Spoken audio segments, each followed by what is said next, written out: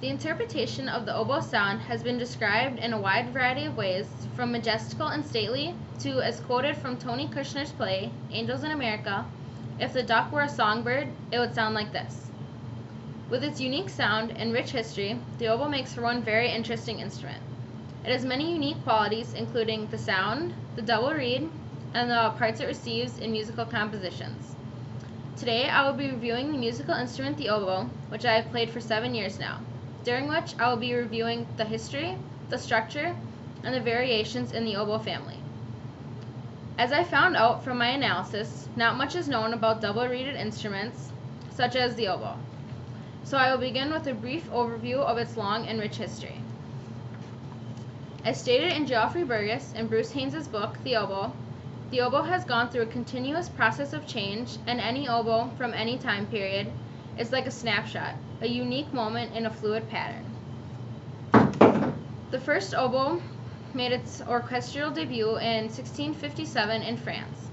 However, extremely simple oboe-like instruments have dated as far back as 2800 BC. More sophisticated forms of these very early instruments can be traced to India from between the 12th through the 7th century BC. These instruments were known as otu, and they were conical-bodied instruments with no holes that consisted of a double reed at the top. The closest predecessor to the modern-day oboe is known as the shawm. The shawm is made out of wood with a conical shape and a flared bell at the bottom. It consisted of several different lengths to account for different pitches. It also had a hole in the top of the instrument to where a reed or a bocal, which is an angled piece of metal that connects the reed to the instrument, can be placed.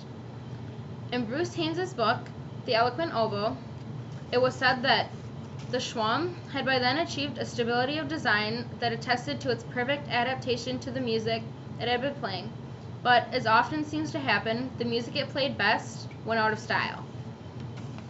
This happening led to the development of the Baroque oboe. This was developed in the mid-17th century of France, and it's also known as the oboe. It consisted of 3 different sections with a similar double reed setup as the shawm.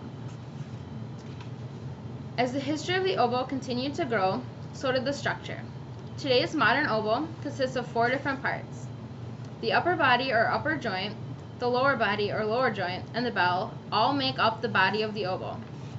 The body of the oboe typically is made out of grenadille wood or plastic, or a combination of the two.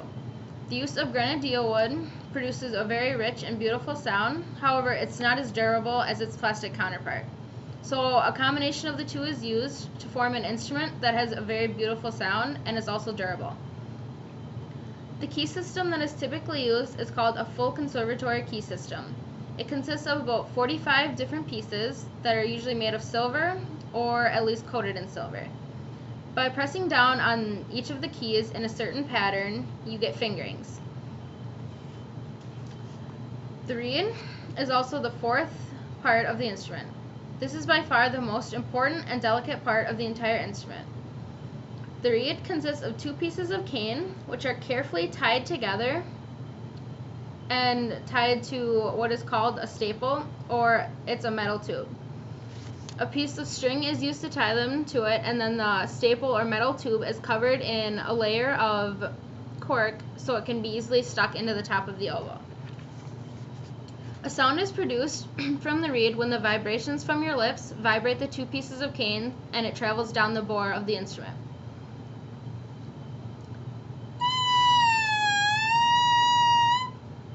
Different pitches can also be made by using your embouchure or lip muscles to move the reed in and out of your mouth slowly.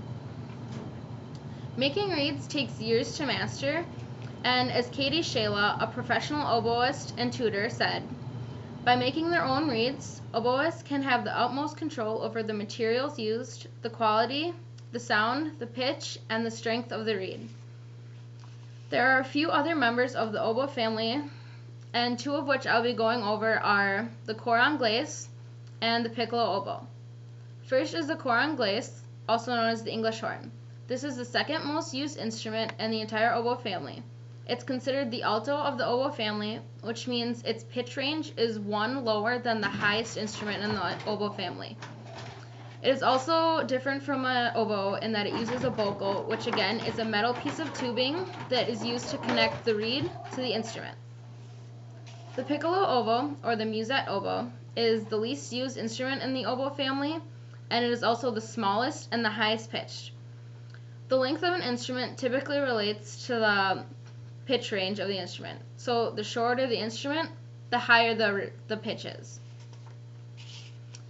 So let me review what I've just discussed. We've learned that oboe is a very interesting instrument with a unique history, structure, and instrument family. So whether it is listening to, playing, or just learning about different instruments, I highly recommend doing so because it provides for a gateway into a vast wealth of new knowledge and experiences.